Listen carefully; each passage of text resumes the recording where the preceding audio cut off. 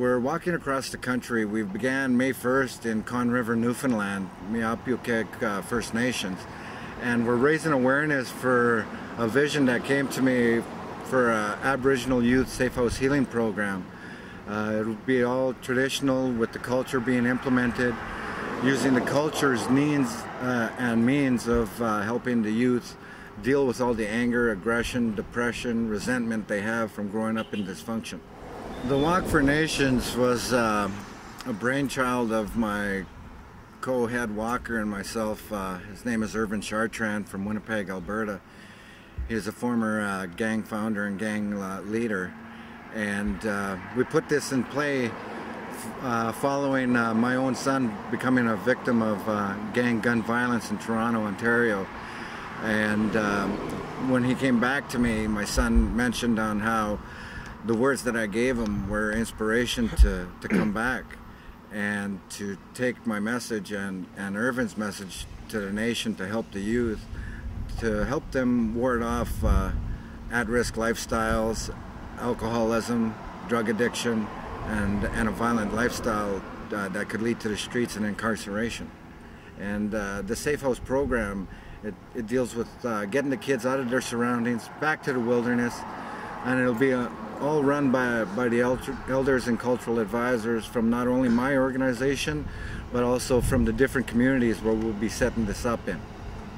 I am from Edmonton, Alberta, originally from Coal Lake First Nations. I'm out here walking in support of all my family in Hobbema, Alberta, Enoch, Alberta, Saddle Lake, Alberta, and pretty much every Native community that I traumatized with my addiction and my alcoholism and the violence that I once carried.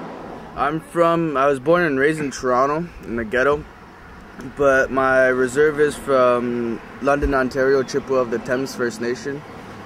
I got kicked out of school about 4 months ago. I went to school every day, but I never went to school. I went there to get drunk and high and chill. And then I got expelled. So then my mom, I stayed at home for a long while, for 2 months almost, just doing nothing besides drinking and smoking and playing video games. And then my mom had enough of it. So she talked to my aunt, and my aunt told my mom that my uncle is doing a men's healing circle every Monday. So I started going to that, and then my uncle told me about this walk that he's doing, and it's a healing journey across Canada. So I'm like, okay. So I thought about it, and then I decided to walk. And I'm here to tell the youth that, you know, school is important. Like, drugs, alcohol is nothing. Like, you can do that some other time, but like, get your high school diploma. I was born and raised in Thunder Bay. My reserve is Gull Bay First Nation, and I currently reside in Toronto, Ontario. I got kind of given up from school. It was, you know, I wasn't going to school every day. There was just I wouldn't go, and you know, the teachers just gave up, and they were just trying to kick me out until Mike came up with a plan with the Toronto District School Board to walk across Canada for my high school diploma. We guesstimate that it'll take 8 months. We hope to finish on New Year's Eve in Vancouver Island, Campbell River, BC. And thus far we've covered over 2,500 kilometers walking. We arrived here 3 days ago. We've visited some elders, took part in a longhouse ceremony for the strawberry ceremony, and some of the community members let us know that there's going to be a powwow this weekend, and we decided to prolong our journey and our stay here just a little, and we're going to take part in the powwow.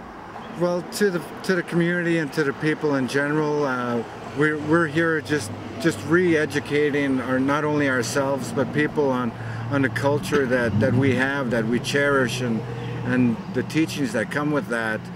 When you find yourself in ceremonies and listening to the elders, you can find that peace and that hope and know that the lifestyle of alcoholism, drug addiction, and violence, that's traditionally not our way. And there's kindness and love and family. Family is very important. That's why this Walk for Nations turned from a group of individuals walking to a family to now that's grown over thousands of family members.